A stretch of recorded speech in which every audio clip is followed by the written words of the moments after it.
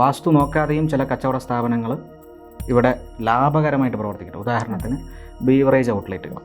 കാരണം ഈ ഫീൽഡിൽ കുറേ കാലത്തെ പ്രവർത്തനങ്ങൾ ചെയ്തുകൊണ്ടിരിക്കുന്നതിനിടയിൽ എനിക്ക് തന്നെ തോന്നിയൊരു സംശയമാണ്, എങ്ങനെ വെച്ചാലും ഈ ബീവറേജ് ഔട്ട്ലെറ്റുകൾക്ക് ലാഭമാണ്, അതിൻ്റെ മുതലാളിക്ക് കാശുണ്ടാകുന്നുണ്ട് അതിൻ്റെ പിന്നിൽ. അപ്പോൾ നമ്മുടെ പ്രമാണം മുഴുവൻ തെറ്റാണ് എന്ന് നമുക്ക് തോന്നുന്ന രീതിയിലുള്ള കച്ചവട പുരോഗതിയാണ് അവിടെ കാണുന്നത്. എന്താണ് അതിൻ്റെ പിന്നിലെ ലോജിക്? പ്രധാനമായും നോക്കേണ്ടത് ആ സ്ഥാപനം നിൽക്കുന്ന ഭൂമിയുടെ ചുറ്റുപാടുമുള്ള അവസ്ഥകൾ.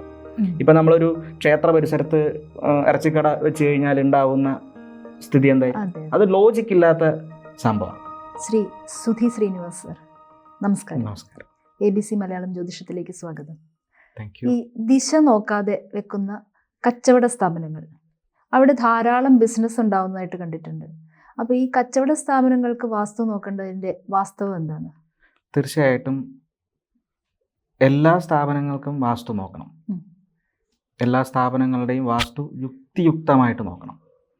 കാരണം വാസ്തു നോക്കുക എന്ന് പറഞ്ഞു കഴിഞ്ഞാൽ കുറേ നിയമങ്ങൾ അവിടെ ചേരുന്നുണ്ടോ എന്നുള്ളതല്ല, വാസ്തുവിൻ്റെ കുറേ പ്രമാണങ്ങൾ അവിടെ യോജിക്കുന്നുണ്ടോ എന്ന് നോക്കുന്നതിലല്ല, ആ സ്ഥാപനത്തിൻ്റെ ലക്ഷ്യം എന്താണോ അതാണ് നോക്കേണ്ടത്. വാസ്തു നോക്കാതെയും ചില കച്ചവട സ്ഥാപനങ്ങൾ ഇവിടെ ലാഭകരമായിട്ട് പ്രവർത്തിക്കുന്നുണ്ട്. ഉദാഹരണത്തിന് ബീവറേജ് ഔട്ട്ലെറ്റുകൾ.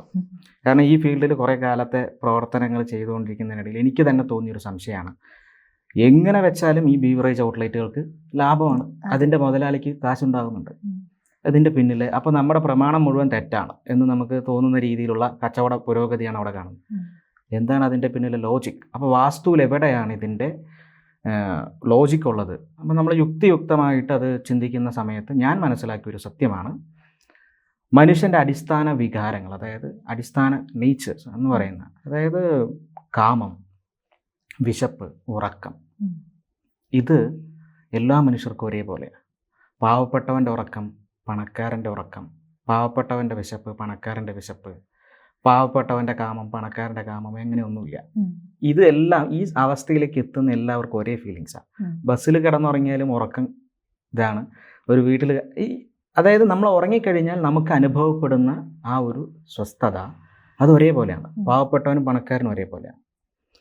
ഈ ഒരു വികാരങ്ങളാണ്, അതായത് ചില കച്ചവട സ്ഥാപനങ്ങൾ ഈ സാധനത്തെയാണ് സെയിൽ ചെയ്യുന്നത്. അതായത് ഇപ്പോൾ ഹോട്ടൽ, അതുപോലെ ജ്വല്ലറി, ബീവറേജ്, അതുപോലെ ലോഡ്ജ്, ചെറിയ ചെറിയത്, ഇതൊക്കെ സാധാരണമായിട്ട് ചെറുകിട സ്ഥലങ്ങളിൽ, ചെറിയ സ്ഥലങ്ങളിൽ, ചെറിയ ഭൂമികളിലൊക്കെ ഇത് നിർമ്മിച്ച് ഇല്ലെങ്കിൽ ഇത്തരമുള്ള പ്രവർത്തനങ്ങൾ, കച്ചവടങ്ങൾ തുടങ്ങുമ്പോൾ അതിൻ്റെ വാസ്തു നമ്മൾ നോക്കേണ്ടത് എങ്ങനെയാണെന്ന് വെച്ചാൽ ആ ഭൂമി ഏറ്റെടുക്കുന്ന സമയത്ത് മാത്രം നോക്കിയാൽ മതി.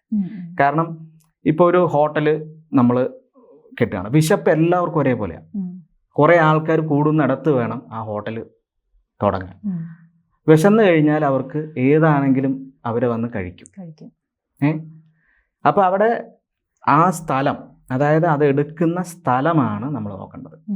ഇപ്പോൾ ഒരു ജ്വല്ലറി, സ്വർണത്തിന് എത്ര വില കൂടി, എന്നിട്ടും ആൾക്കാർ സ്വർണം വാങ്ങുന്നതിന് കുറവ് വരുത്തുന്നു. അതെന്താണ്? ആസക്തി. അതാണ് കാമം എന്ന് പറയുന്നത്. അത് ആസക്തി നമ്മളുടെ അടിസ്ഥാനപരമായിട്ടുള്ളൊരു അത് നമുക്ക് ഉപേക്ഷിക്കാൻ പറ്റില്ല, നിയന്ത്രിക്കാനേ പറ്റുള്ളൂ.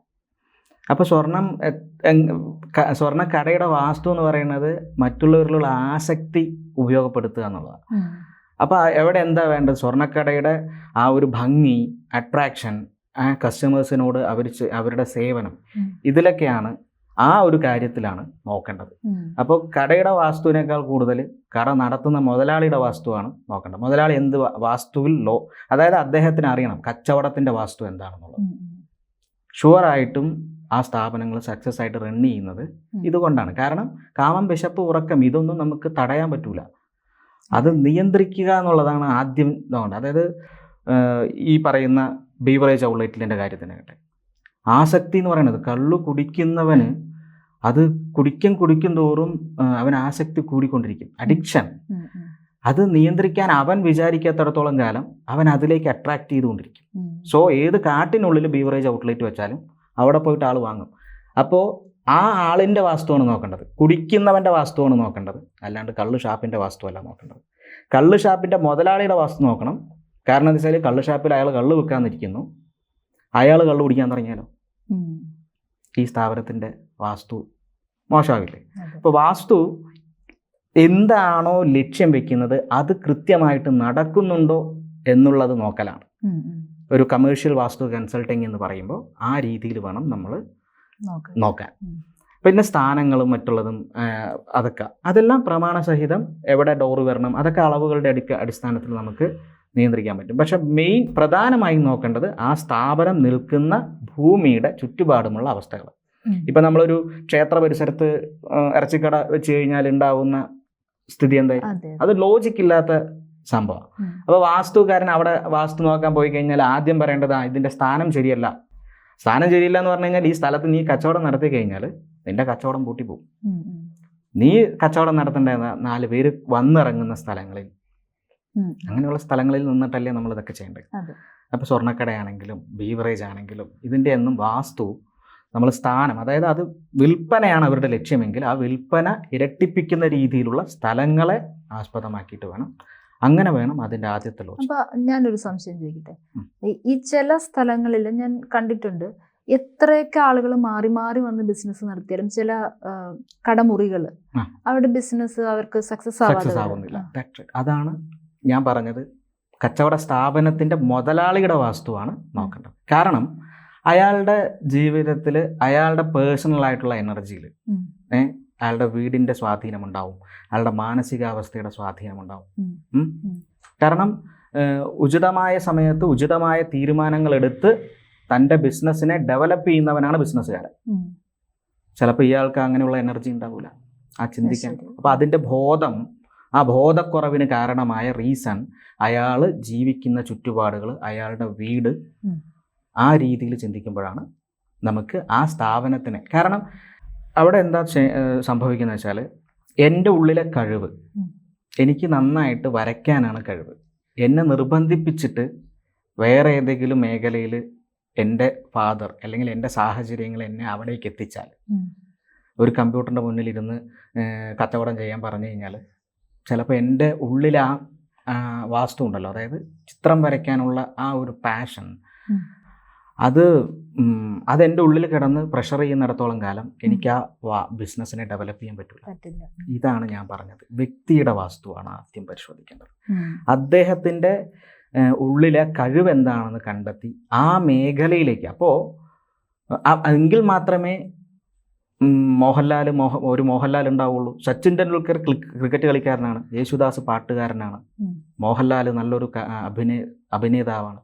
അവരുടെ പാഷൻ ഒന്ന് മാറ്റി വേറെ ട്രാക്കിലേക്ക് കൊണ്ടുവന്നാണെങ്കിൽ അവരുടെ ലൈഫ് ഒന്ന് ആലോചിച്ചു. ഇവിടെ മനുഷ്യന്മാർ ചെയ്യുന്ന ഇഷ്ടം മുഴുവൻ വേറൊന്നും, ജീവിക്കാൻ വേണ്ടി ഒരു കച്ചവടവും ചെയ്ത് ആ കച്ചവടത്തിനോട് താല്പര്യമില്ലാതെ അത്തരം രീതിയിലൊക്കെ ഒരു കച്ചവടം തുടങ്ങുമ്പോഴാണ് ഈ സ്ഥാപനങ്ങളെല്ലാം പൊളിഞ്ഞു പോകുന്നത്. ഇനി അഥവാ എനിക്കിതേ മാർഗ്ഗമുള്ളൂ എന്ന് പറഞ്ഞ് തുടങ്ങുന്നവരും ഉണ്ട്.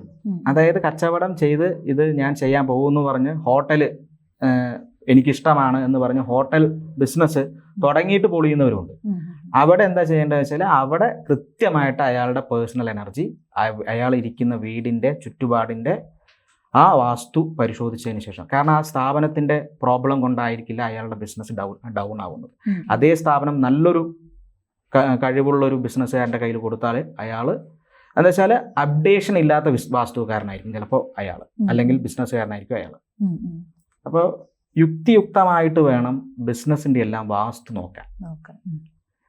ഒരു vastu consultant, as a vastu consultant അവരോട് കൺസൾട്ടിങ് സമയത്ത് കൃത്യമായ നിർദ്ദേശങ്ങൾ, അതായത് ആ ബിസിനസ്സിനെ ഡെവലപ്പ് ചെയ്യാനുള്ള കൃത്യമായ നിർദ്ദേശങ്ങൾ അത് പറഞ്ഞു കൊടുക്കുന്ന ആളായിരിക്കണം. അല്ലാതെ ഇവിടെ കുഴി കുഴിക്കണം, അവിടെ വെള്ളം വരണം, അതെല്ലാം ഒരു 35% ഓക്കെയാണ്. പക്ഷെ അതിനപ്പുറത്തേക്ക് അദ്ദേഹം ഇന്നത്തെ കാലാവസ്ഥ, മറ്റുള്ള കാര്യങ്ങൾ എല്ലാം ചിന്തിച്ച് കൃത്യമായൊരു നേർവഴി പറഞ്ഞു കൊടുക്കുന്ന ഒരു വാസ്തു കൺസൾട്ടിങ് ആയിരിക്കണം കമേഴ്ഷ്യൽ വാസ്തു കൺസൾട്ടിങ്. ഉചിതമല്ലാത്ത സമയത്ത് ഉചിതമല്ലാത്ത ബിസിനസ് ഉചിതമല്ലാത്ത ഇടത്ത് ചെയ്യാൻ പറയരുത്. നന്ദി സർ. ജ്യോതിഷമോ വാസ്തുവോ പൂജയോ നിങ്ങൾക്ക് ആവശ്യമുണ്ടോ? താഴെ കാണുന്ന നമ്പറിലേക്ക് വാട്സപ്പ് ചെയ്യൂ. നിങ്ങൾ ചെയ്യേണ്ടത് ഇത്രമാത്രം: താഴെ കാണുന്ന നമ്പർ നിങ്ങളുടെ മൊബൈലിൽ സേവ് ചെയ്യൂ. അതിനുശേഷം ഞങ്ങളുടെ നമ്പറിലേക്ക് വാട്സപ്പിലേക്ക് ഹായ് അയയ്ക്കൂ. ജ്യോതിഷ സംബന്ധമായ എല്ലാ ആവശ്യങ്ങൾക്കും ABC മലയാളം നിങ്ങളോടൊപ്പമുണ്ട്. ജ്യോതിഷവുമായി ബന്ധപ്പെട്ട എല്ലാ വിശേഷങ്ങളും നിങ്ങളിലേക്കെത്താൻ ABC ജ്യോതിഷം സബ്സ്ക്രൈബ് ചെയ്യുക.